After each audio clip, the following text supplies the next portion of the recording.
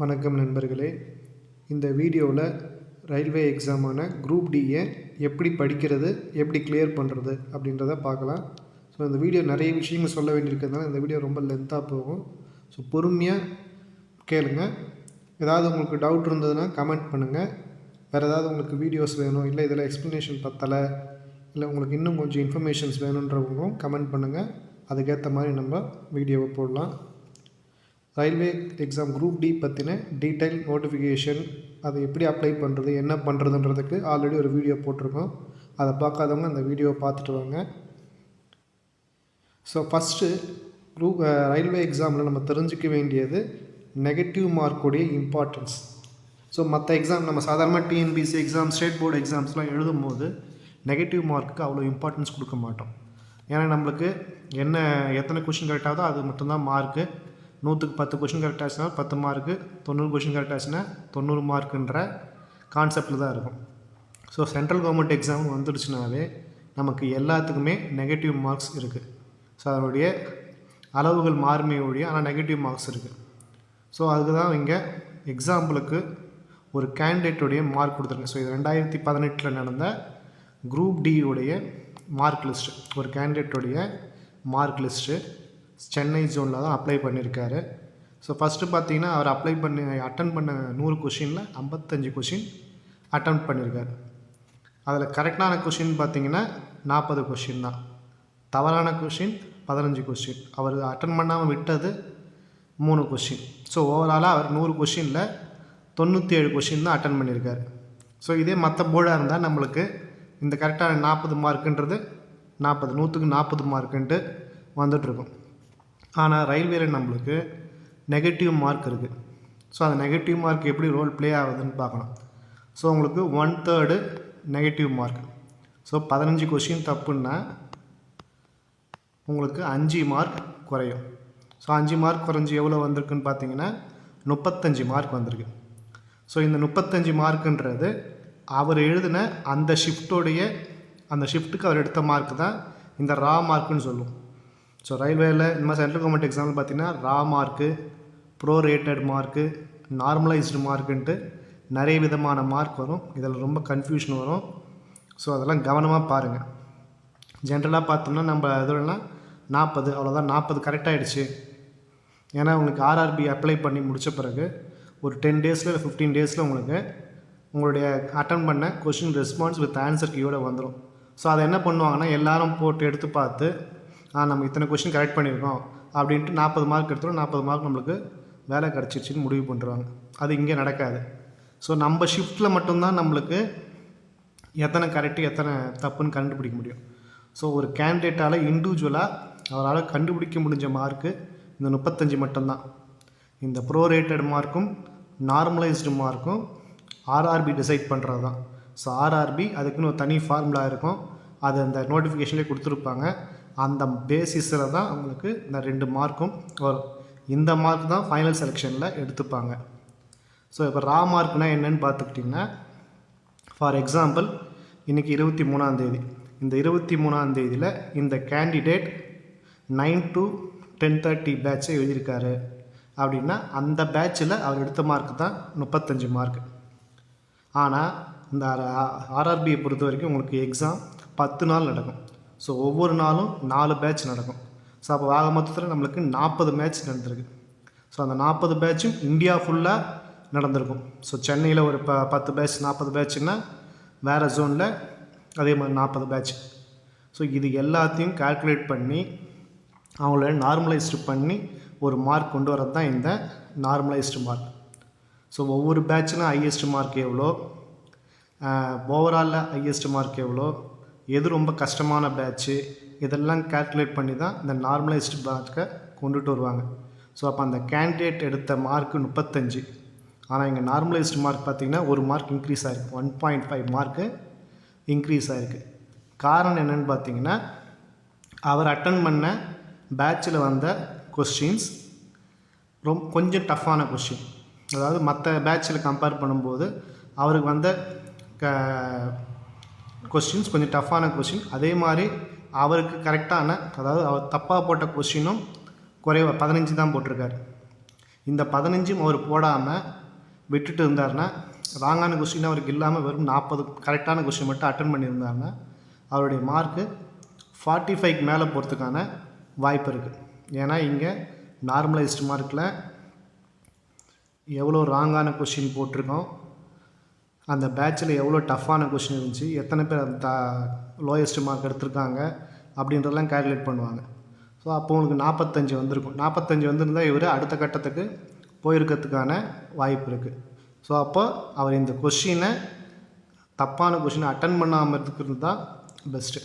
So இதை நான் திரும்ப திரும்ப சொல்கிறது, நெகட்டிவ் மார்க் இருக்கிற எக்ஸாமில் நீங்கள் ரிஸ்க் எடுத்து எந்த ஒரு உங்களுக்கு தெரியாத கொஷினை போடாதீங்க. ஸோ ரொம்ப முக்கியம். ஏன்னா 35ன்றது ஒரு 2 மார்க் தான் டிஃப்ரென்ஸ். ஸோ 2018 பார்த்தீங்கன்னா 45 வேலையே கிடச்சிருக்கும். ஸோ ஆனால் 36 போது அவருக்கு வேலை கிடைக்காமல் போயிடுச்சு. ஸோ அந்த 40க்கு அந்த 15 கொஷின் அவர் அட்டன் பண்ணாமல் விட்டுட்டு இருந்தாருன்னா அது 45 மாறதுக்கான வாய்ப்புகள் அதிகமாக இருக்குது. ஸோ ஆட்டோமேட்டிக்காக அவர் செலக்ட் ஆகிறதுக்கான வாய்ப்புகளும் இருக்குது. ஸோ நெகட்டிவ் மார்க்கிங் ரொம்ப முக்கியமான ப்ளே பண்ணும் இந்த எக்ஸாமில். அதனால் முடிஞ்ச அளவுக்கு நிறைய கொஷின்ஸ் படிங்க. படித்த கொஸ்டின் தெரிஞ்சதை மட்டும் அட்டன் பண்ணுங்கள், தெரியாத கொஸ்டினை விட்டுடுங்க. ஸோ அடுத்த கட்டமாக பார்க்க வேண்டியது சிலபஸ். ஸோ இங்கே மொத்தமாக 4 ஓவரால் டாபிக் கொடுத்துருக்காங்க. Maths, reasoning, science, general awareness. So மேக்ஸுன்றது எல்லாருமே டிஎன்பிசிலேருந்து எல்லா எக்ஸாம்லேயும் காமனாக இருக்கக்கூடிய ஒரு topic. So maths, LCM, HCF, simple interest, compound interest, time and work, இந்த மாதிரியான பேசிக் சம்ஸு நிறைய கேட்பாங்க. அதுக்கப்புறம் ரீசனிங் டயக்ராம் கொடுத்து ஒரு 4 டயக்ராம் கொடுத்துட்டு 5வது டயக்ராம் எம்டியாக விட்டு இந்த 4 டயக்ராமோடைய கண்டினியூட்டிவாக அடுத்து என்ன டயக்ராம் வரும், அடுத்து என்ன நம்பர் வரும், இல்லை ஏதாவது ஒரு டேட்டாஸ் கொடுத்துட்டு இதுக்கு என்ன கனெக்ஷன் இருக்குது அப்படின்ற மாதிரியான கொஸ்டின்ஸில் இந்த ரீசனிங்கில் வரும். ஸோ இது ரெண்டுமே நீங்கள் ரொம்ப இம்பார்ட்டன்ஸ் கொடுத்து பார்க்க வேண்டியது. இது கண்டினியூஸாக ப்ராக்டிஸ் பண்ணிகிட்டு இருந்தால் மட்டும்தான் வரும். இந்த 2 டாப்பிக்கும் கண்டினியூஸாக நீங்கள் ப்ராக்டிஸ் பண்ணிக்கிட்டே இருக்கணும். மேக்ஸை பொறுத்த வரைக்கும் நீங்கள் மேக்ஸுக்கும் ரீசனிங்கும் நிறைய புக் இருக்குது, ஆன்லைனில் இருக்குது. ஆன்லைனில் யூடியூப் வீடியோ பார்க்கலாம், இல்லை நீங்கள் புக்கு வாங்கி படிக்கலாம், இல்லை உங்கள்கிட்ட ஸ்கூல் புக் இருக்குது. ஸ்கூல் புக்கில் இந்த ரீசனிங்கும் இந்த பி ஆப்ஷன் இந்த சிலபஸ் பி கிடைக்காது உங்களுக்கு. இந்த மேத்தமெட்டிக்ஸ் மட்டும் நீங்கள் ஸ்கூல் புக்கில் பார்க்கலாம். So school book NCERT school book இங்கே வாங்குறது பெஸ்ட்டு.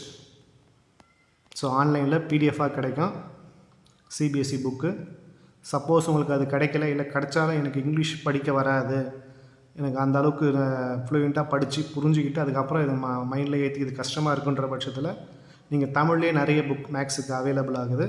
ஆனால் எந்த புக்கு நீங்கள் சூஸ் பண்ணுறீங்களோ அதே புக்கை தான் நீங்கள் எக்ஸாம் முடிகிற வரைக்கும் ஃபாலோ பண்ணணும். இந்த எல்லா சிலபஸையும் நீங்கள் எந்த புக்கை ஃபாலோ பண்ண ஆரம்பிக்கிறீங்களோ அந்த டாப்பிக்கு அதை தான் எக்ஸாம் ஃபுல்லாக நீங்கள் ஃபாலோ பண்ணணும்.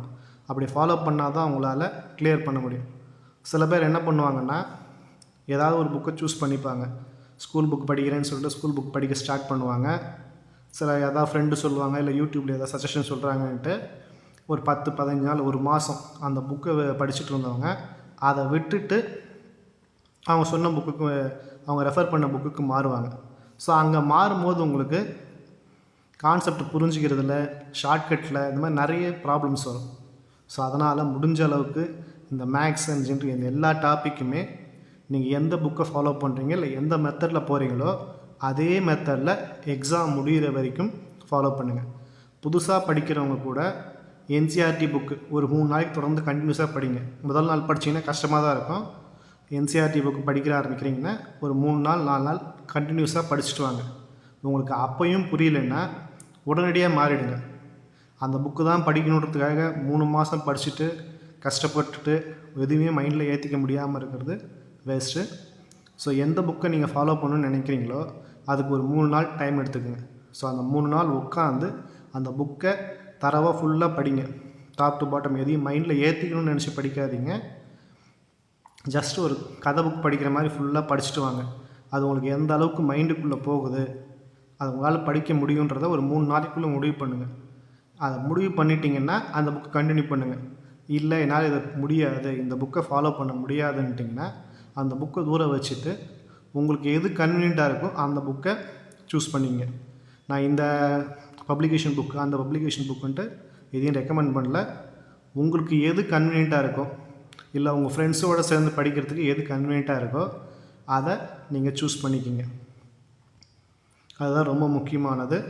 ஸோ இதை நீங்கள் இந்த ஃபிசிக்ஸ், கெமிஸ்ட்ரி, சயின்ஸு, மேக்ஸ் எல்லாமே நம்ம ஸ்டேட் போர்டில் படிக்கலாம், பிரச்சனை கிடையாது. ரீசனிங்கை மட்டும் ஏதாவது ஒரு ஆத்தர் பப்ளிகேஷன் இருக்குது, ஏதாவது ஒரு ஆத்தர் புக்கை வாங்கி வச்சுக்கிங்க இப்போவே. அதை தான் நீங்கள் கடைசி வரைக்கும் ஃபாலோ பண்ணணும். ஸோ 2-3 பேர்கிட்ட ரெஃபர் பண்ணுங்கள், 2-3 யூடியூப் சேனலில் பாருங்கள். ஜென்ரலாக எல்லாம் மேக்ஸிமம் வாங்கக்கூடியது அகர்வால் புக் வாங்குவாங்க. ஸோ அதெல்லாம் பழைய இதுவாகிடுச்சு. அதுக்கு மேலே அதுக்கப்புறம் நிறைய புக்ஸ் வந்துடுச்சு, நிறைய யூடியூப் கிளாஸஸ் இருக்குது. இப்போ தமிழ்நாடு கவர்மெண்ட்டே கூட எய்ம் டிஎன்னு ஒரு யூடியூப் சேனல் வச்சுருக்காங்க. தமிழ்நாடு கெரியர் சர்வீஸுன்ட்டு ஒரு போர்ட்டல் நடத்திட்டுருக்காங்க. ஸோ அதில் கூட நீங்கள் இந்த நோட்ஸ் எல்லாம் டவுன்லோட் பண்ணலாம். ஸோ இந்த சப்ஜெக்ட் வைஸ் நோட்ஸ் எல்லாமே நீங்கள் தமிழ்நாடு கெரியர் சர்வீஸ்ன்ட்டு தமிழ்நாடு கவர்மெண்ட்டே ஃபாலோ பண்ண ஒரு போர்ட்டல் ஓப்பன் பண்ணி நோட்ஸ் ரெடி பண்ணியிருக்காங்க. அதை லிங்க் இந்த யூடியூப் டிஸ்கிரிப்ஷனில் கொடுக்குறேன், அதை டவுன்லோட் பண்ணி படிக்கலாம். எய்ம் டிஎன்ற ஒரு யூடியூப் சேனலும் தமிழ்நாடு கவர்மெண்ட் கண்டக்ட் பண்ணுறாங்க, அதில் நீங்கள் ஃபாலோ பண்ணலாம். இந்த ஃபிசிக்ஸ், கெமிஸ்ட்ரி, லைஃப் சயின்ஸுக்கு என்சிஆர்டி சிலபஸ் ஃபாலோ பண்ண முடிஞ்சவங்க அதை ஃபாலோ பண்ணுங்கள். இல்லை நான் ஸ்டேட் போர்டுக்கு படிக்கிறேன், டிஎன்பிசி எக்ஸாம் படிச்சுட்ருக்கேன்னா நீங்கள் அதையே கூட ஃபாலோ பண்ணிக்கலாம். அடுத்தது ஜென்ரல் அவேர்னஸ். ஸோ இந்த ஜென்ரல் அவேர்னஸ் 2 லைன் தான் இருக்கும், ஆனால் இது ரொம்ப முக்கியமானதும் கூட. அதே சமயத்தில் இதுதான் ரொம்ப அதிகமானதாக இருக்கும். ஏன்னா ஜென்ரல் அவேர்னஸ்ன்றது இந்த மாதிரி science, technology, sports, culture, personalities, economics நிறைய டாபிக் இருக்குது. உங்களுக்கு இது எல்லாமே டெய்லி நியூஸ் பேப்பர் படித்தா மட்டும்தான் உங்களால் முடியும். இதுக்கு டெய்லி நீங்கள் எடுக்க வேண்டியது நியூஸ் பேப்பர்ஸ் தான். முடிஞ்ச அளவுக்கு இங்கிலீஷ் நியூஸ் பேப்பர்ஸை ரெஃபர் பண்ணுங்கள். இந்து, அதுதான் ரொம்ப முக்கியமானது. இந்து நியூஸ் பேப்பரை ரெஃபர் பண்ணுறது, இங்கிலீஷ் நியூஸ் பேப்பர் ரெஃபர் பண்ணுறது ரொம்ப முக்கியமானது. அது எப்படின்றத நான் இந்த வீடியோவில் சொல்லிக்கிட்டே வரேன். ஸோ அடுத்த கட்டமாக இதை கிளியர் பண்ணுறது நம்மக்கிட்ட இருக்க வேண்டிய முக்கியமான 5 விஷயங்கள். First hand return notes. So இப்போ பார்த்தோம் இல்லையா, இந்த 4 சப்ஜெக்ட்டுக்கு டாபிக் மட்டும் இல்லாமல் அதுக்குள்ளே இருக்க சப் டாப்பிக்கும் சேர்த்து இண்டிவிஜுவலாக நம்ம கையால் எழுதின நோட்ஸ் கம்பல்சரி இருக்கணும். இப்போ நீங்கள் ஆன்லைனில் எங்கேயோ ஹேண்ட் ரிட்டன் நோட்ஸ் இருக்குது அப்படின்னு சொல்லி டெலிகிராமில் போடுவாங்க, அதை வாங்கிக்கிறது, இல்லை யார்கிட்டயாவது ஆல்ரெடி படித்தவங்ககிட்ட வந்து ஹேண்ட் ரிட்டன் நோட்ஸ் வாங்குறது, இதெல்லாம் எதுவுமே பண்ணாதீங்க. கம்பல்சரி அதை தவிர்த்துடுங்க. ஹேண்ட் ரிட்டன் நோட்ஸ்னாவே உங்கள் கைப்பட எழுதி உங்களுக்கு புரியணுன்றதுக்காக நீங்களாக எழுதின நோட்ஸ் தான் ரொம்ப முக்கியம். ஒவ்வொரு சப்ஜெக்ட் டாப்பிக்கும் ஹேண்ட் ரிட்டன் நோட்ஸ் ரொம்ப முக்கியம். அது உங்கள் கையால் எழுதுனதாக இருக்கணும். ஸோ எந்த டாப்பிக்காவது எடுக்கிறீங்க அப்படின்னா, இப்போ இந்த எல்சிஎம் ஹெச்எஃப் ரேஷியோ எடுக்கிறீங்க அப்படின்னா, இப்போ அதுக்கு ரிலேட்டடாக என்ன சம் இருக்குது, புக்கில் என்னென்ன ஃபார்முலா இருக்குது, என்ன ஷார்ட்கட் இருக்குது, இல்லை யூடியூப்பில் எதை நீங்கள் ஃபாலோ பண்ணுறீங்களோ அவங்க என்ன ஷார்ட்கட் சொல்லியிருக்காங்க, என்ன மெத்தட் இருக்குது, எத்தனை விதமான ப்ராப்ளம் இருக்குதுன்னு சொல்கிறாங்களோ அதை நீங்கள் இண்டிவிஜுவலாக ஒரு நோட்ஸாக எடுங்க. இந்த ஹேண்ட் ரிட்டன் நோட்ஸ் எடுக்கிறது ரொம்ப முக்கியம். ஏன்னா ஒரு விஷயத்தை நம்ம படிக்கிறத விட எழுதுறதன் மூலமாக நம்ம மனசுக்குள்ளே அது ரொம்ப நேரம் பதியும். ஸோ நீங்கள் என்ன தான் ஒரு 10 தடவை படிக்கிறத விட ஒரு தடவை எழுதுறது சமம். ஏதோ ஒரு டாபிக், ஏதோ ஒரு சம்மை நீங்கள் உங்கள் கைப்பட நோட் சால்வ் பண்ணிட்டீங்கன்னாவோ இல்லை ஃபார்முலா எழுதி பார்த்துட்டிங்கனாவோ அது உங்கள் மைண்டில் நல்லா ஆழமாக பதிஞ்சிடும். அடுத்தது உங்களுக்கு ரீகால் பண்ணுறது ஈஸி. இப்போ நீங்கள் அந்த ஹேண்ட் ரிட்டன் நோட்ஸ் உங்கள் கையால் எழுதுன நோட்டை எடுத்து நீங்கள் அந்த ஒரு டாபிக் பார்க்கும்போது அந்த டாபிக் எழுதும்போது நடந்த சம்பவங்கள் சேர்ந்து உங்கள் மனசில் வரும். நீங்கள் என்றைக்கு எழுதுனீங்க, காலையில் எழுதணுமா, மதியம் எழுதணுமா, என்ன சாப்பிட்டுட்டு இருந்தோம் அந்த நேரத்தில் என்ன சாங்கு கேட்டோம், இந்த மாதிரியான எல்லா விஷயங்களும் ஹேண்ட் ரிட்டன் நோட்ஸ் நீங்கள் நீங்கள் படிக்கும்போது உங்களுக்கு மைண்டுக்குள்ளே வர ஆரம்பிக்கும். நீங்கள் இதை ட்ரை பண்ணி பார்த்தீங்கன்னா உங்களுக்கு தெரியும். இப்போ நீங்கள் ஏதோ ஒரு ஹேண்ட் ரிட்டன் நோட்ஸ் ஏதோ ஒரு டாபிக் எடுத்து எழுதுறீங்க, அப்படி எழுதும் போது அன்றைக்கி நடந்த விஷயங்களும் உங்கள் மனசுக்குள்ளே சேர்ந்து பதியும். அந்த நோட்ஸ் நீங்கள் ஒரு 10 நாள் 15 நாள் கழிச்சு எடுத்து படிக்கும்போது உங்களுக்கு அது ஃப்ரெஷ்ஷாக தெரியும். ஸோ அது ரொம்ப முக்கியம். அதனால தான் ஹேண்ட் ரிட்டன் நோட்ஸ் ரொம்ப முக்கியம். ஒவ்வொரு டாப்பிக்கும் ஒரு நோட்டு போட்டுங்க தனியாக, அந்த நோட்டை அப்படியே கண்டினியூ பண்ணிகிட்டே வாங்க. அந்த டாபிக் போட்டு எந்த டேட்டில் என்ன நம்ம எழுத ஆரம்பித்தோம், எவ்வளோ முடிச்சிருக்கோன்றதை கவர் பண்ணுங்கள். அடுத்தது புக்கு. ஸோ ஆல்ரெடி சொல்லியிருக்கேன், உங்களுக்கு எந்த புக்கு ப்ரிஃபர் பண்ண முடியுது, எந்த புக்கு உங்களுக்கு ரொம்ப சுலபமாக இருக்குதுன்னு நீங்கள் நினைக்கிறீங்களோ, இங்கிலீஷ் மீடியம் புக்காக இருக்கலாம், தமிழ் மீடியம் புக்காக இருக்கலாம், வேறு ஏதாவது இண்டிவிஜுவல் பப்ளிகேஷன்ஸ் புக்காக இருக்கலாம், எதுவாக இருந்தாலும் அந்த புக்கு ஒன்று கம்பல்சரி உங்கள்கிட்ட இருக்கணும். இப்போ இந்த பார்த்த இந்த 4 டாப்பிக்கும், இந்த 4 டாப்பிக்கில் ஜென்ரல் அவேர்னஸ் உங்களுக்கு புக்கு வராது. இந்த 3த்துக்கும் உண்டான ஒரு புக்கு கம்பல்சரி இருக்கணும். ஒரு புக்கோ இல்லை 2 புக்கோ. இப்போ சயின்ஸுக்கு ஃபிசிக்ஸுக்கு ஒரு புக்கு, கெமிஸ்ட்ரி ஒரு புக்கு, லைஃப் சயின்ஸ் ஒரு புக்குன்ட்டு நீங்கள் அதை 3 புக்காக கூட எடுத்துக்கலாம். ஆனால் கம்பல்சரி ஏதாவது ஒரு புக்கு நீங்கள் ஃபாலோ பண்ணுறதுக்கு எடுத்து வச்சிங்க. அது நாங்கள் இங்கே ஜென்ரலாக நான் ரெஃபர் பண்ணுறது என்சிஆர்டி புக்கு. ஸோ அது உங்களுக்கு பிடிக்க முடியலன்னா ஸ்டேட் போர்டோடைய புக்கு இருக்குது. இல்லை அப்படின்ற பட்சத்தில் ஏதாவது தனி இண்டிவிஜுவல் பப்ளிகேஷன் புக்கு எடுத்துக்கலாம், ஸ்டாண்டர்டாக இருக்க புக்கு. உங்கள் ஃப்ரெண்ட்ஸோடு சேர்ந்து ரெஃபர் பண்ணி குரூப் ஸ்டடியாக நீங்கள் படிக்கிறதா இருந்தால் அந்த எந்த புக்குன்றதை சூஸ் பண்ணிக்கிங்க. ஆனால் அந்த புக்கு தான் நீங்கள் இந்த எக்ஸாம் முடிகிற வரைக்கும் ஃபாலோ பண்ணணும். அந்த புக்கை வச்சு தான் உங்களுடைய நோட்ஸும் இருக்கணும். ஸோ அடுத்தது இது கடைசியாக வரேன் நான், previous year question paper. So previous year question paper ரொம்ப முக்கியம். இப்போ குரூப் டி பார்த்திங்கன்னா கடைசியாக வந்து 2018 நடந்தது, அதுக்கப்புறம் இப்போ தான் நடக்குது. ஸோ 2018 கூட பார்த்திங்கன்னா கிட்டத்தட்ட 15 நாள் எக்ஸாம் நடந்தது. ஸோ 15 நாள்னால் ஒரு நாளைக்கு 3 பேட்ச் மினிமம் போட்டால் கூட 45 எக்ஸாம் நடந்திருக்கு. ஸோ இது கண்டிப்பாக நிறைய இடங்களில் இப்போ நிறைய புக்ஸ் பப்ளிகேஷன்ஸ் இதை ரிலீஸ் பண்ணியிருப்பாங்க. ஸோ அது எந்த பப்ளிகேஷனாக இருந்தாலும் பிரச்சனை கிடையாது. உங்களுக்கு தேவை அந்த கொஸ்டின்ஸ் மட்டும்தான். ஆன்சர் கூட நீங்கள் ஒவ்வொரு இதுக்கும் ஆன்சர் ரெஃபர் பண்ணுங்கள். இந்த previous year question book compulsory ஏதாவது ஒரு பப்ளிகேஷன்லேருந்து ஆன்லைனில் ஃபிசிக்கல் புக்காகவோ வாங்கலாம், இல்லைன்னா ஆன்லைனில் பிடிஎஃபாகவோ டவுன்லோட் பண்ணி வச்சுக்கோங்க. இது ரொம்ப முக்கியம். அந்த 2018 கொஸ்டின் பேப்பர் வரைக்கும் வச்சுட்டு இருந்தீங்கன்னா கொஞ்சம் கஷ்டமாக இருக்கும். ஸோ அதுக்கு முன்னாடி நடந்த சில எக்ஸாமோடைய கொஷின்ஸையும் சேர்த்து நீங்கள் ஒரு புக் கம்பல்சரி ஃபிசிக்கல் புக்காகவோ இல்லாது சாஃப்ட் காப்பியாகவோ உங்கள்கிட்ட இருக்க வேண்டியது ரொம்ப முக்கியம். நீங்கள் எழுதக்கூடிய அந்த ஹேண்ட் ரிட்டன் நோட்ஸை இந்த ப்ரீவியஸ் இயர் கொஷின் பேப்பரோட கனெக்ட் பண்ணுங்கள்.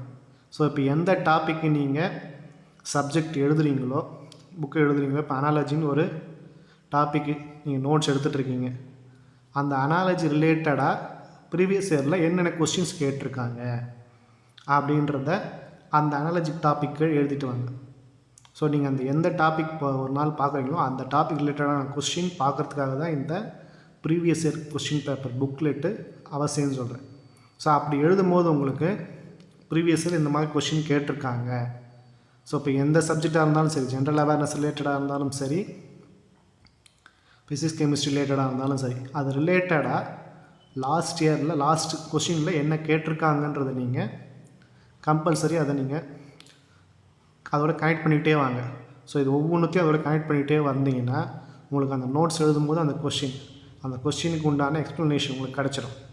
ஸோ அது உங்கள் மைண்டில் பதிஞ்சிட்டே இருக்கும். அதுக்கப்புறம் டெஸ்ட் சீரியஸ் கடைசியாக இருக்க வேண்டியது டெஸ்ட் சீரியஸ். ஸோ ஒரு வாரமோ இல்லை 10 நாளோ ஏதாவது ஒரு சப்ஜெக்டோ ஒரு டாப்பிக்கோ எடுத்துக்கிட்டிங்கன்னா அதை நீங்கள் கம்ப்ளீட் பண்ணிட்டீங்கன்னு முடிவு பண்ணிட்டீங்கன்னா டெஸ்ட் சீரிஸ் நிறைய ஃப்ரீ டெஸ்ட் சீரிஸ் இருக்குது, ஆப் இருக்குது, நிறைய ஆப் இருக்குது. நான் சொன்னேன் இல்லையா, தமிழ்நாடு கெரியர் சர்வீஸ் அந்த வெப்சைட்டும் நிறைய டெஸ்ட் கண்டக்ட் பண்ணுறாங்க. தமிழ்நாடு கவர்மெண்ட்டோடைய அஃபிஷியல் சேனல் தான், அஃபிஷியல் வெப்சைட் தான் அது. அதே மாதிரி நிறைய யூடியூப் சேனல்ஸ் கண்டக்ட் பண்ணுறாங்க, டெஸ்ட் சீரிஸ் கண்டக்ட் பண்ணுறாங்க. அந்த test series free test series கூட இருக்கட்டும், நீங்கள் அதை அட்டன் பண்ணுங்கள். உங்கள் சப்ஜெக்ட் ரிலேட்டடாக நீங்கள் எந்த டாபிக் படிச்சிங்களோ அந்த டாபிக் ரிலேட்டடாக ஒரு டெஸ்ட்டு, இல்லை உங்கள் ஃப்ரெண்ட்ஸோடு சேர்ந்து படிக்கிறீங்க, ஒரு 10 பேரோடு சேர்ந்து படிக்கிறீங்கன்னா யாராவது ஒருத்தர் அந்த டாப்பிக்கில் அவர் கொஷின் ஒரு 10 கொஷின் செட் பண்ணிக்கலாம், 20 கொஷின் செட் பண்ணிக்கலாம் அப்படின்னு செட் பண்ணிவிட்டு நீங்கள் அதை கூட டெஸ்ட்டாக கண்டக்ட் பண்ணி அட்டன் பண்ணலாம். ஆனால் இந்த டெஸ்ட் சீரிஸ் அட்டன் பண்ணுறது ரொம்ப முக்கியம். ஸோ ஒவ்வொரு டெஸ்ட்டும் அட்டன் பண்ணிவிட்டு அதை எவலுவேட் பண்ணி பாருங்கள். ஸோ இதே பேட்டர்னில் நம்ம எத்தனை கொஷின் கரெக்ட் பண்ணியிருக்கோம், அதில் எத்தனை தப்பு, நெகட்டிவ் மார்க்கிங் போச்சுன்னா எவ்வளோ மார்க் வரும், அதுக்கு எவ்வளோ டைம் எடுத்துக்கிட்டோன்றதும் முக்கியம். ஸோ ஒரு மேக்ஸ் ப்ராப்ளம் சால்வ் பண்ணுறீங்கன்னா அந்த ப்ராப்ளம் சால்வ் பண்ணுறது நமக்கு எவ்வளோ டைம் ஆச்சு, ஸோ லாஸ்ட் டெஸ்ட்டில் எவ்வளோ டைம் ஆச்சு, இப்போ எவ்வளோ டைம் ஆச்சு. ஏன்னா நம்மளுக்கு இருக்கிறது 90 நிமிஷம் தான், 1.5 மணி நேரம் தான்.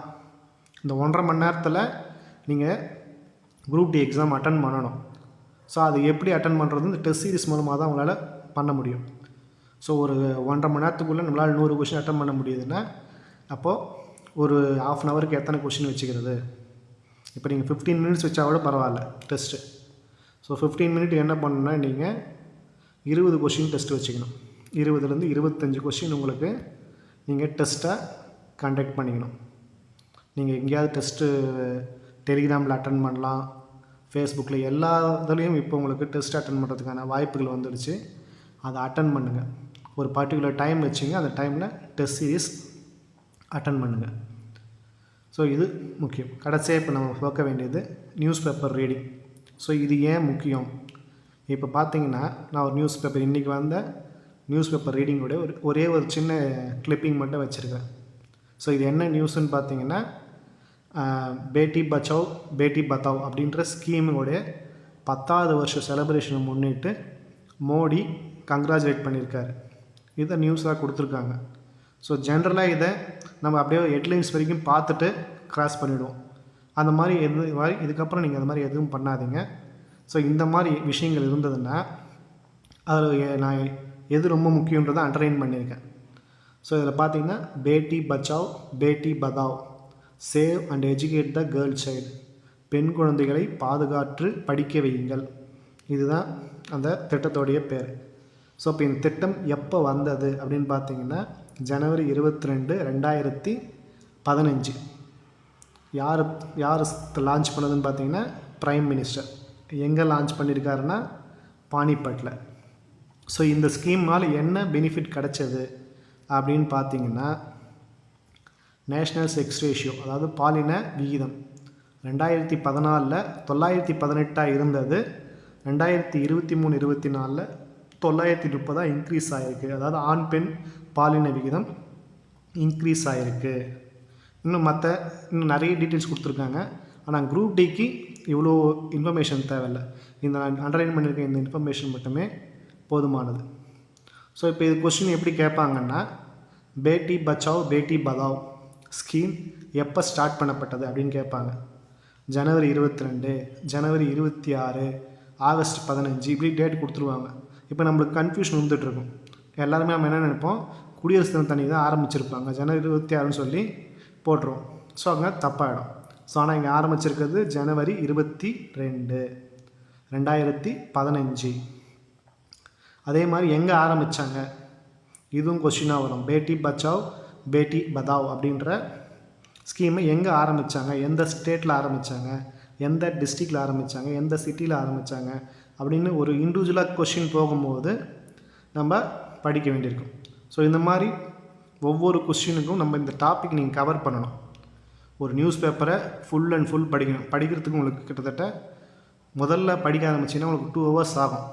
ஆனால் அதுக்கப்புறம் எது ரொம்ப இம்பார்ட்டண்ட் அப்படின்றத நீங்கள் ஃபைண்ட் அவுட் பண்ணிடலாம். ஸோ இதை நீங்கள் எந்த டாபிக் போடணுன்னா பர்சனாலிட்டிஸ், எக்கனாமிக்ஸ், பாலிட்டிக்ஸ்ன்ற டாபிக் கீழே போடணும். ஸோ பாலிட்டிக்ஸ்ன்ற ஒரு நோட் எடுத்து பண்ணிங்கன்னா இதை அந்த டாப்பிக்கில் எழுதிக்கணும். இந்த ஸ்கீமு இந்த வருஷம் ஆரம்பிக்கப்பட்டது, இந்த ஆரம்பித்ததுனால இந்த ஸ்டேட்டில் ஆரம்பித்தாங்க, இது ஆரம்பித்ததுனால ஏற்பட்ட விளைவுகள், இது ஒரு 4 லைன். அதே மாதிரி ஸ்போர்ட்ஸ் ரிலேட்டடாக வந்திருக்கும். ஸ்போர்ட்ஸ் ரிலேட்டடில் கூட ஸ்டேட் லெவலில் வந்த ஸ்போர்ட்ஸ்லாம் விட்டுடுங்க, நேஷ்னல் லெவலில் கூட ஏதாவது ஃபஸ்ட் டைமாக அச்சீவ் பண்ணியிருக்காங்க. இப்போ பார்த்தீங்கன்னா செஸ்ஸில் ஜெயிச்சிருக்காங்க, ஃபுட்பாலில் போயிருக்காங்க அப்படின்ற மாதிரியான ஸ்கீம் ஏதாவது ஃபஸ்ட் டைமாக யாராவது வந்திருக்காங்க அப்படின்றத இம்பார்ட்டன்ஸ் கொடுங்க. அது இங்கிலீஷில் ஏன் இதை இப்போ நியூஸை படிக்க சொன்னன்றதுக்கு உதாரணம், இங்கே அதே நியூஸை தமிழில் கொடுத்துருக்கோம். ஸோ தமிழில் பார்த்தீங்கன்னா பேட்டி பச்சாவ் பேட்டி பதாவ்ன்றதுக்கு பெண் குழந்தைகளை காப்போம், பெண் குழந்தைகளுக்கு கல்வி அளிப்போம்ன்ற வார்த்தை தான் இருக்குது. இங்கே பேட்டி பச்சாவ் பேட்டி பதாவ்ன்ற வார்த்தைகளே இல்லை. ஆனால் உங்களுக்கு எக்ஸாமில் இதை தமிழில் ட்ரான்ஸ்லேட் பண்ணால் கூட பேட்டி பச்சாவ் பேட்டி பதாவ்ன்ற வார்த்தைகள் தான் கொடுத்துருப்பாங்களே ஒழிய இந்த வார்த்தையை கொடுக்க மாட்டாங்க. ஸோ அப்போ உங்களுக்கு இது கன்ஃபியூஷன் ஆகும். இங்கிலீஷில் இருக்கக்கூடியது தான் கடைசி ஃபைனலில் அதாக இருக்கும். ஸோ அதனால தான் அந்த ஸ்பெல்லிங் மிஸ்டேக்கு, டிரான்ஸ்லேட் பண்ணுறது வரக்கூடிய பிரச்சனைகள் தவிர்க்கிறதுக்காக தான் நம்ம இங்கிலீஷ் நியூஸ் பேப்பரை ப்ரிஃபர் பண்ணுங்கன்னு சொல்கிறது. ஏன்னா இதே வார்த்தைகளை இவங்க தமிழில் ட்ரான்ஸ்லேட் பண்ணும்போது இந்த நியூஸ் பேப்பர் வேறு மாதிரி ட்ரான்ஸ்லேட் பண்ணும், இன்னொரு தமிழ் நியூஸ் பேப்பர் வேறு மாதிரி ட்ரான்ஸ்லேட் பண்ணுவாங்க. ஆனால் உங்களுக்கு எக்ஸாமில் அதே கொஷின் வேறு மாதிரி ட்ரான்ஸ்லேஷன் இருக்கும். ஸோ அப்போ உங்களுக்கு கன்ஃபியூஷன் வரும். அதுக்காக தான் முடிஞ்ச அளவுக்கு நீங்கள் இங்கிலீஷ் பேப்பரை ஃபாலோ பண்ணுங்கள், ஹிந்து ஃபாலோ பண்ணுங்கள், இல்லை தமிழ் தான் படிக்கணுன்னா தினமணி ஃபாலோ பண்ணுங்கள். ஸோ அதுதான் உங்களுக்கு பெனிஃபிட்டாக இருக்கும். ஏன்னா இதே நியூஸை நீங்கள் வேறு பேப்பரில் படிச்சிங்கன்னா அவங்க அரசியல் காரணத்துக்காகவோ இல்லை ஏதாவது ஒரு ரீசனுக்காக இது கொஞ்சம் சுருக்கி தான் கொடுத்துருப்பாங்க. இதனால் ஏற்பட்ட விளைவை பற்றி சொல்ல மாட்டாங்க, இல்லை இதை இப்போ எப்போ ஆரம்பித்தாங்க, என்ன ஆச்சு, எதுக்காக ஆரம்பித்தாங்கிற விஷயங்களை பற்றி இருக்காது. ஏதோ ஒரு பயாஸ்டு நியூஸாக மாறிடாது. ஸோ அதனால் தினமணி தமிழில் படிக்கிறதா இருந்தால் தினமணி, இல்லை தமிழ் இந்து படிங்க. இங்கிலீஷில் இருந்தால் இந்து நியூஸ் பேப்பரை வாங்கி ப்ரிஃபர் பண்ணுங்கள். நியூஸ் பேப்பர் படிக்கிறதுக்கு ஃபஸ்ட்டு கஷ்டமாக இருக்கும். டெய்லி அதுக்கு ஒரு 1 ஹவர்லேருந்து 2 ஹவர்ஸ் செலவு பண்ணுங்கள். அதை படித்து அதை நோட்ஸ் எடுக்க ஆரம்பிங்க. ஒரு நாளைக்கு நியூஸ் பேப்பரில் வந்து நீங்கள் எடுக்கக்கூடிய நோட்ஸு மினிமம் 2 பக்கமாவது இருக்கணும். ஸோ அப்போ தான் நீங்கள் அந்த நியூஸ் பேப்பரை படித்து ஜென்ரல் அவேர்னஸ் எடுத்துக்க முடியும்.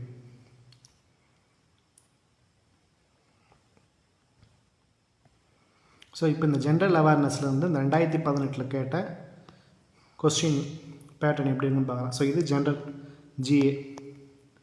ஸோ இப்போ இது தமிழ் அதே தான் 2018 குரூப் டியில் கேட்ட கொஸ்டின் தமிழ்லேயே இருக்குது. பின் வருபவர்களில் யார் உச்ச நீதிமன்றத்தில் முதலாக நேரடியாக நீதிபதியாக நியமனம் பெற்ற பெண் வழக்கறிஞர்? இந்து மல்கோத்ரா. Correct answer. சரிங்களா? இது வந்து அந்த டைமில் பேப்பரில் பிரபலமாக இருந்தது. 2017-18 காலகட்டத்தில் நேரடியாக ஒரு ஃபீமேல் ஜட்ஜி வந்துட்டாங்க அப்படின்றத பரபரப்பாக எல்லா நியூஸ் பேப்பர்லேயும் போட்டாங்க. ஸோ அதனால் இந்த கொஷின் நம்ம பேப்பரில் ரிப்பீட்டடாக வரும். இதை நீங்கள் நோட்ஸ் எடுத்து வச்சிட்டிங்கன்னா உங்களுக்கு ரொம்ப ஈஸியாக வந்திருக்கும். அதே மாதிரி எதுக்கு இந்த பேப்பர் படிக்க சொல்கிறது பார்த்தீங்கன்னா, இன்னொரு முக்கியமான காரணம், இதுவும் ஜிஏ ரிலேட்டடான கொஷின். இன்றைக்கி சுபாஷ் சந்திர போஸுடைய பிறந்தநாள். ஸோ அப்படி பார்த்தீங்கன்னா இன்றைக்கி அவரை பற்றின ஒரு ஆர்டிக்கல் நியூஸ் பேப்பர் எல்லா நியூஸ் பேப்பர்லேயும் வந்திருக்கும். அந்த கிளிப்பிங் எடுத்து நான் வைக்கலை, வீடியோ இன்னும் லென்த்தாக போகுன்றதுனால. அந்த கிளிப்பிங் இப்போ நீங்கள் சப்போஸ் இன்றைக்கி 23 சுபாஷ் சந்திர போஸ்.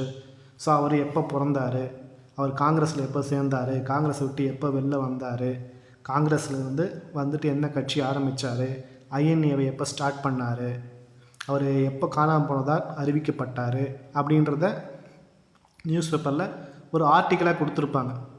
அந்த ஆர்டிக்கலில் உண்மைத்தன்மை இருக்கும். ஸோ அதை நீங்கள் எடுத்து எழுதிக்கணும். ஸோ இந்த டேட்டில் இந்த விஷயம் நடந்திருக்கு அப்படின்றத நம்ம அந்த நோட்டில் ஜென்ரல் அவேர்னஸுக்கு நீங்கள் போட்டுக்கிற நோட்டில் ஃபைண்ட் அவுட் பண்ணிகிட்டே வரணும். இன்றைக்கி டேட்டு போட்டிருக்கீங்க 23 சுபாஷ் சந்திர போஸ்.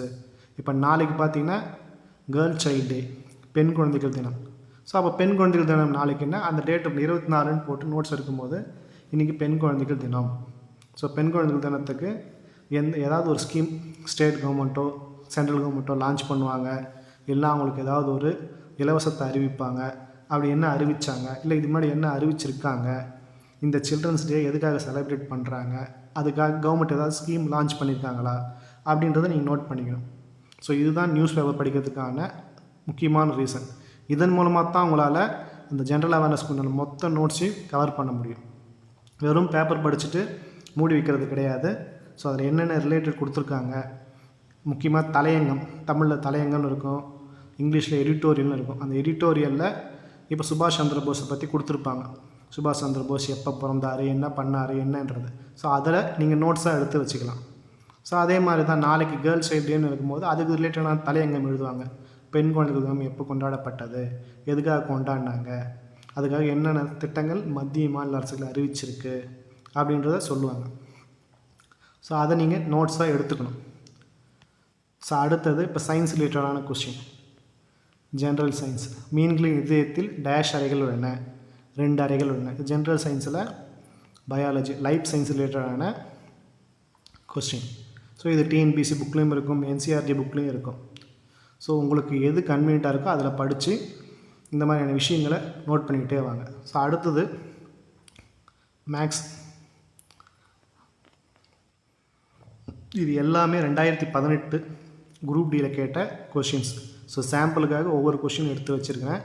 ஸோ இது மேக்ஸ் ரிலேட்டடான கொஷின். ஸோ சாதாரண வட்டி விகிதம்னு கேட்டிருக்கான். ஸோ நம்ம இங்கே சாதாரண வட்டி விகிதம் அப்படின்னு தமிழில் ட்ரான்ஸ்லேட் பண்ணியிருக்கேன். காரணம் என்னென்னு பார்த்தீங்கன்னா இங்கிலீஷில் இது சிம்பிள் இன்ட்ரெஸ்ட். சிம்பிள்ன்ற வார்த்தையை கூகுளில் போட்டு அவங்க ட்ரான்ஸ்லேட் பண்ணும்போது சிம்பிளுக்கு சாதாரணன்ற அர்த்தத்தை அவங்க போட்டிருக்காங்க. ஆனால் நம்ம தமிழில் என்ன படிப்போம்னா தனி வட்டின்னு படிப்போம். இப்போ உங்களுக்கு இது கன்ஃபியூஷன் வரும். சாதாரணமாக உங்களுக்கு அந்த எக்ஸாம் டென்ஷன் இருக்கும்போது தமிழில் இதை படிக்கும்போது சாதாரண வட்டினா தனி வட்டியா கூட்டு வட்டியான்ற கன்ஃபியூஷன் வந்து நீங்கள் யோசிக்க ஆரம்பிச்சிருவீங்க. அந்த ஒரு நிமிஷமோ இல்லை 30 செகண்டோ யோசிச்சிங்கன்னா கூட அந்த டைம் உங்களுக்கு வேஸ்ட் ஆகிடும். அதனால தான் உங்களுக்கு முடிஞ்ச அளவுக்கு இங்கிலீஷில் கொஞ்சம் ப்ரிஃபர் பண்ணுங்கன்னு சொல்கிறது சென்ட்ரல் கவர்மெண்ட் எக்ஸாம் பொறுத்த வரைக்கும். இப்போ தனி வட்டி நீங்கள் ஃபைண்ட் அவுட் பண்ணிட்டீங்கன்னா ஈஸியாக PNR / 100 = சிம்பிள் இன்ட்ரெஸ்ட். இப்போ நமக்கு தேவை பிரின்சிபல் அமௌண்ட்டு கேட்டிருக்காங்க. ஸோ P = SI × 100 / NRன்னு போட்டால் நம்மளுக்கு இந்த பிரின்சிபல் அமௌண்ட்டு வந்துடும் அப்படின்றத ஈஸியாக ஃபைண்ட் அவுட் பண்ண முடியும். ஸோ இதை நீங்கள் ப்ரிஃபர் பண்ணுங்கள். அதே மாதிரி இதெல்லாம் மேக்ஸ் போட்டிங்கன்னா மேக்ஸுக்கு ஒரு ஃபார்முலா புக்கு போட்டுங்க. இப்போ பார்த்தீங்கன்னா இதில் இருக்குது நம்பர் சிஸ்டம் இருக்குது, பாட்மாஸ் ரூல் இருக்குது, டெசிமல் ஃப்ராக்ஷன், LCM, இதுக்கெல்லாம் ஒரு நோட்ஸ் போட்டு ப்ராப்ளம் சால்வ் பண்ணி வச்சுங்க. அதில் ரொம்ப இம்பார்ட்டண்டான ஷார்ட்கட்டு, இம்பார்ட்டண்டான ப்ராப்ளம்ஸ் இருக்கும் ஒவ்வொரு டாப்பிக்லேயும். அந்த ஃபார்முலாஸை மட்டும் தனியாக ஒரு தெளிவாக நல்லா அழகாக நோட்ஸ் எடுத்து ஒரு புக்காக க்ரியேட் பண்ணி வச்சுங்க. கடைசி நிமிஷம் லாஸ்ட் ரெஃபரன்ஸுக்கு அது யூஸ் ஆகும். அதே மாதிரி எல்லாத்துக்கும் ஒரு நோட்ஸ் வச்சுங்க. அடுத்தது ரீசனிங் கொஸ்டின். பார்த்தீங்கன்னா இங்கே 4 சிம்பிள் கொடுத்துருக்காங்க. ஸோ இதில் எது பொருத்தம் இல்லாதது அப்படின்னு கேட்டிருக்காங்க. அதாவது எது இதில் மேட்ச் ஆகலை. இதில் பார்த்தீங்கன்னா ஃபஸ்ட்டு 3மே symbols. Negative symbol, divided symbol, plus symbol. ஆனால் இங்கே இருக்கிறது M. ஸோ இங்கே மல்டிப்ளிகேஷன் அப்படின்னு குறிக்கிறதுக்காக Mன்னு போட்டிருக்காங்க. ஆனால் இங்கே நம்ம மல்டிப்ளிகேஷனுக்கு சிம்பிளாக கொடுக்குறதா இருந்தால் எக்ஸ்ன்ற மார்க் இருந்திருக்கும். ஸோ அது இல்லாததால் Dன்றது தான் இங்கே பொருத்தம் இல்லாதது. ஸோ ஆப்ஷன் 1 தான் கரெக்டு. ஸோ இந்த மாதிரி ஒவ்வொரு டாபிக் ரிலேட்டடாகவும் உங்களுக்கு இருக்கக்கூடிய புக்ஸை ஃபாலோ பண்ணுங்கள். குறைந்தபட்சம் ஒரு நாளைக்கு 4 மணி நேரம் ப்ரிப்பேர் பண்ணாலே போதுமானது. ஸோ ஆரம்பத்தில் ஃபஸ்ட்டு ஒரு 6 ஹவர்ஸ்க்கு மேலே இருக்கும். டெய்லி ஒரு நியூஸ் பேப்பர் படிங்க 2 மணி நேரத்துக்கு. அதன் பிறகு ஒரு கேப் விட்டுட்டு சயின்ஸோ ஏதாவது ஒரு பர்டிகுலர் டாபிக் எடுத்து அதை ஒரு 2 ஹவர்ஸுக்கு படித்து நோட்ஸ் எடுங்க. ஸோ இந்த நோட்ஸை லாஸ்ட்டு ஒரு 2 ஹவர்ஸ் நைட்டு படுக்க போகிறதுக்கு முன்னாடி ஒரு 2 ஹவர்ஸை ரெஃபர் பண்ணிவிட்டு நோட்ஸ் ஃபுல்லாக கம்ப்ளீட் ஆகிருக்கா, வேறு ஏதாவது ஆட் பண்ண வேண்டியிருக்கான்ற ஃபுல்லாக மறுபடியும் பைஹார்ட் பண்ணிவிட்டு தூங்கி எழுந்துட்டு மறுபடியும் மறுநாள் காலையில் நேற்று என்ன பண்ணுன்றதை ஒரு ஜஸ்ட் ஒரு 10 மினிட்ஸ் ரிவைஸ் பண்ணி பாருங்கள். அதுக்கப்புறம் மறுபடியும் அன்றைக்கி உண்டான நோட்ஸை எடுக்க ஆரம்பிங்க. ஸோ இதை ரிப்பீட் பண்ண உங்களுக்கு சீக்கிரமாகவே இதனுடைய மேஜிக் புரிய ஆரம்பிச்சிடும். ஸோ அப்புறம் ஒரு நாளைக்கு 4 மணி நேரன்றதே உங்களுக்கு போதுமானதாக இருக்கும். ஸோ 4 மணி நேரன்றது நோட்ஸ் எடுக்கிறதுக்கும் படிக்கிறதுக்குமான டைம் ஆகிடும். ஸோ அதன் பிறகு ஒரு 10 மினிட்ஸ் அதை ரெஃபர் பண்ணலாம். ஸோ இதே மாதிரி நீங்கள் ரிப்பீட்டடாக பண்ண உங்களுக்கு RRB நீங்கள் நிச்சயமாக கிளியர் பண்ணலாம். ஆல் த பெஸ்ட் எல்லாருக்கும்.